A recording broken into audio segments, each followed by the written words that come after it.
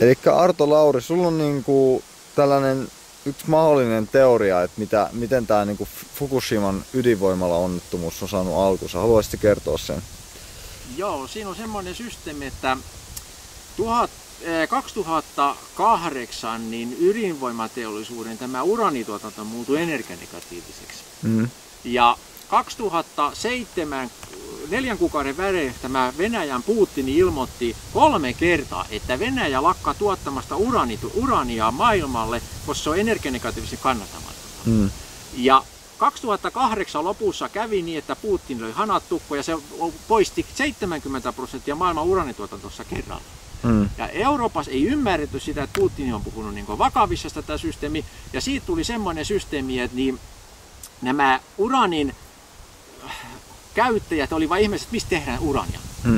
Areva ilmoitti, että heillä on räjähtäneet Sellafieri ja Super Phoenix ja Japanin syöttöreaktorit jäljitä valtavat määrät tätä START-sopimuksessa ylijäänyttä uraanipolttoainetta. Siinä oli vaan sellainen vika, että siinä oli 3,5% tätä uraani-235 ja 6% plutoniumia. Henkenvaarallinen aine. Mutta tämä atomianne sanoi, että ei mitään, että kyllä se käy ja hyväksytettiin se IAAlle ja sitten vetti valtava laivanlastillinen Japaniin sitä polttoainetta ja kaikki meni hyvin ensimmäinen vuoden, mutta 2009 ladattiin koneisiin, 2010-2011 tultaessa näitä ruvettiin ajamaan revisioihin näitä polttoaineella ladattuja reaktoreita. Ja siinä vaiheessa, kun niitä ruvettiin aukaisemaan niitä reaktoreita, niin huomattiin, että se tuli 3-kertainen määrä sitä jälkilämpöä, höyryä, valtavat määrät energiaa sieltä. Ja se ei mahtunut niihin alkuperäisiin driver- ja wet-well-tiloihin, missä se pitäisi normaalisti kuolentuma. Ja sieltä ruvettiin ajamaan reaktoreita auki ja se puhallitti suoraan ilmaa.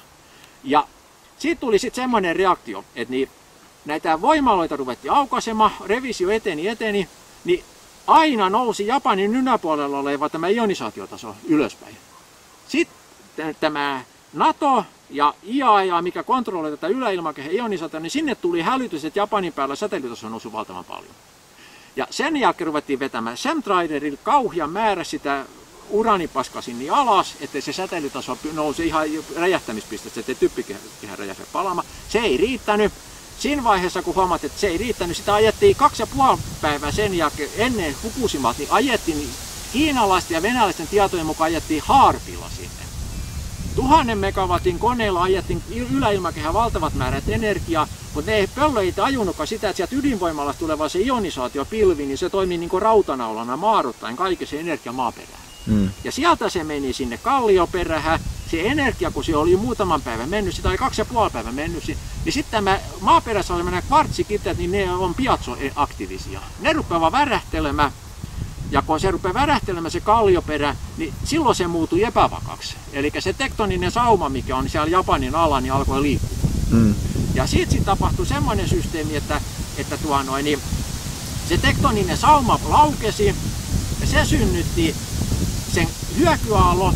Hyökyaalto tuli Fukushiman rantahan, katkasi sähkölinjat ja sitten se teki sen homman, että se esti myöskin tämän reaktorista tulevan jälkilämmön. Oli revisiossa silloin.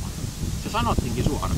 Niin se jälkilämmön pumppamiseen merehen ja ne jouduivat ajamaan sitä suoraan eetteriin entistä enemmän.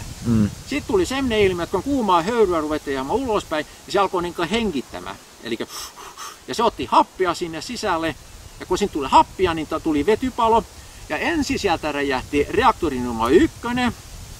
Sitten kului vuorokauden pari verran, mitä siis sit meni sitä aikaa, ja sitten räjähti tämä reaktori numero 3.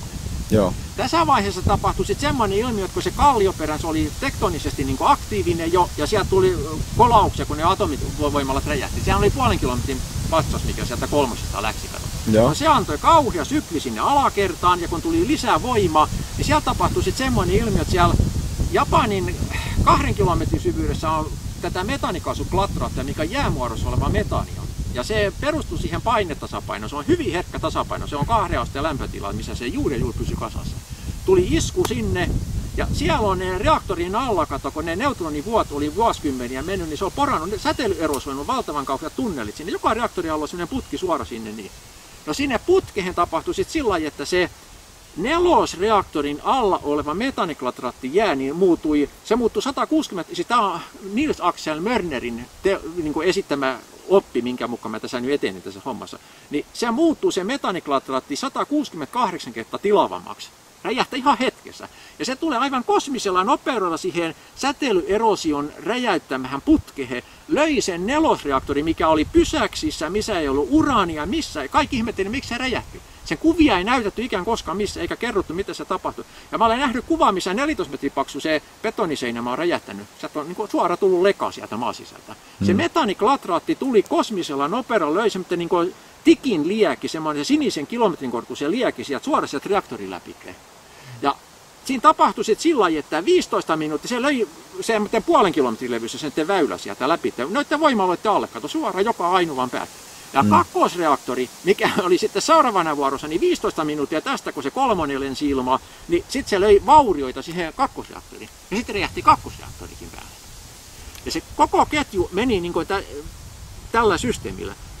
Ja nyt on semmoinen systeemi, että joka ainoa maapallolla, missä ollaan esimerkiksi niin Olkiluodossa, niin siellä on joka puolella on noin 600 metrin syvyydessä, niin alkaa tämä epävakaa metaaniklatraatti, ja se on noin kilometripaksuinen aine siellä. Ja Saksa, mikä tajusi tämä homma ensimmäinen, ja annoi heti paniikkihälytyksen, heilo sammumattomat reaktorit, heti 9 reaktoria alas, katsotaan, että saadaanko niitä enää sammumaan, kokeili sitä, ja ne tajusivat sitä systeemiä, että niitä ei missään tapauksessa enää voida käyttää, ei mitään. Siellä on se metaaniklatraatti holvannut se systeemi, se alkaa räjähtelemään ne reaktorit. Joo. Sitten siellä on mennyt Amerikassa 10 reaktoria, Kanadassa, sieltä on mennyt Ranskassa tällä hetkellä, kun savuttaa 2 reaktoria. Nyt on joka puolella maailma tämä sama ongelman kanssa. Mulla on sellainen kysymys, että kertoisit sä, että mikä on HAARP? HAARP on käytännössä mikroaaltouuni, mikä lähettää niin kuin mikroaaltotaajuuksia. Tämä oli se nyt alte 3 MHz, semmoista samaa mitä meidän mikroaaltouunissa on, kato. HAARPin perusidea on aika yksinkertainen, eli se on niin kuin mikroaaltouuni aukasto ovi seljällä, se ajetaan kaikki eetteriin. Se on semmoinen antennijärjestelmä, se on 3 kilometriä kertaa 3 kilometriä kokoinen semmoinen antennijärjestelmä, missä saadaan semmoisia erilaisia keilasuuntimia aikaiseksi. Okei, ja mistä sitä niin kuin ohjaillaan? Se on suoraan siis lähin on Norjassa, NATO-alaisuudessa. Niitä on Jenkeissä, niitä on pari kappaletta ja sitten on Venäjällä on 2-3 kappaletta. Niitä on niin kuin maailmassa, Saksassa muistaakseni on 1, niitä on pisin pitki siellä. Ja HAARPin tarkoitus on yksinkertaisesti semmoinen systeemi, että sillä saadaan esimerkiksi, jos meillä on ydinvoimalasta tulee säteilyonissota pilvi ja se uhkaa jonkun kaupunkin päälle mennä, niin siitä HAARPilla voidaan kuumettaa se yläilmakehän 10 kilometrin korkeuden 1200-1500, jolloin se hajotetaan se ionisaatioplasma. Ja siellä pystytään myöskin ohjaamaan sitten näitä ionisaatiopilviä, että mihin ne menee, kun ne uhkailee suurempia kaupunkeja. Joo. Ja sitten HAARPilla pystytään myöskin tekemään tarvittaessa keinotekoisia sateita. Joo. Sillä voidaan esimerkiksi Fukushiman aikana niin sanoit, että siellä oli 2-3 päivää satoi koko ajan, kun HAARP teki keinotekoista sadetta, katsot, se puhdistaa se ilmakehä, se ionisaatio alaspäin. Joo. Ja sitten kontrolloidaan näitä suihkuvirtauksia ja kaikki tämmöisiä systeemeitä, eli siihen liittyy. Mutta HAARPin tehtävä on juuri nimenomaan se ikään kuin manualisoida sitä, mitä chemtrailauksella. Se on vahvistaa chemtrailauksen toimintaa. Joo, mutta mikä se käytännössä, minkälainen laite se on? Onko se niinku... Se on radiolähetin siis.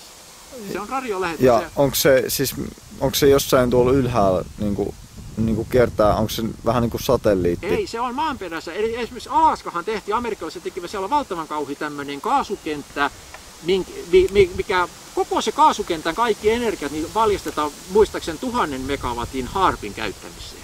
Ahaa, okei. Eli se vaatii hirvittävän kauheat energiamäärät ja ne on yleensäkin semmoisia, siis aivan järjettömän kauheita lähettymistä. Tämä tuli, puhutaan semmoisesta käsitteestä kuin venäläinen tikka, kun ne ensimmäisen kerran tuossa Virorannikossa rupesivat tekemään näitä systeemejä. Mä olen nähnyt niin sitä, se oli Jimissä, kun näytettiin, kun selitettiin sitä, että ensimmäisen kerran ruvettiin näitä säämanipuloituja näitä tekemään. Eli se on puhdas sotalaite. Just. Ja kuka tämän laitteen on niin kuin kehittänyt? Sitä on sanottu, että se perustuu jo aikanaan, Tesla on kehitellyt näitä ensimmäisiä alkeita siihen systeemiin. Aivan. Keinotekoinen, ukkonenhallinta. Sanoitte, että nyt esimerkiksi amerikkalaiset manipuloi sillä esimerkiksi pystytään pyörämyrskyn suuntimia muuttamaan. Ja sanoitte, että esimerkiksi tämä mikä hyökkäsi tänne amerikkalaiseen pyörämyrskyn, että se oli niin ikään kuin venäläiset, kiinalaiset olisivat hyökännyt sääaseella Amerikan kimppuun. Ja Amerikka teki omia HAARPia torjuaksesta tätä systeemiä. Ja nythän puhutaan, että Suomeenkin ollaan jo HAARP-hommamassa tuonne johonkin Kilpisjärvellä. Ahaa, eli HAARP ei ole siis, se ei ole niinku yksi niinku laite vielä olemassa, vaan yksi kappale, vaan niinku eri mailla on oma tällainen harpijärjestelmä. Se on ase. Se on nimenomaan semmoinen ase, mistä suunnitellaan sitä, että ikään kuin korvaa jossain vaiheessa ydinpommia. Eli ase, mitä voidaan käyttää, vaikka ei ole sotatilakaan.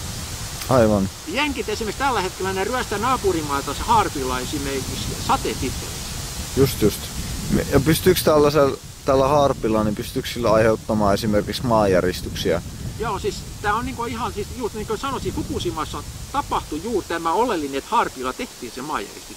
Ja se on kiinalaiset ja venäläiset sanovat, että he mittasivat 2,5 vuorokautta ennen kuin sieltä alkoi maa liikkumaan niistä harppipommitusta.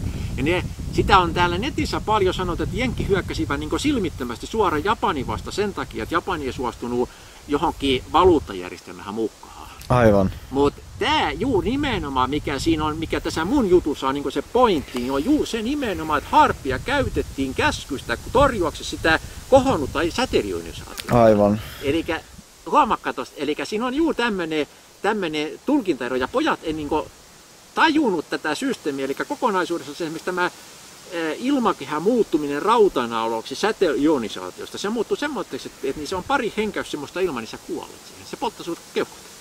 Mä olen ollut Olkiluodossa näkemässä, kun satapäiset lintuparvet tulevat ydinvoimalan päälle ja vetävät siihen poistosavupipun päälle ja puttava savuavina koppuroina siihen pihalle.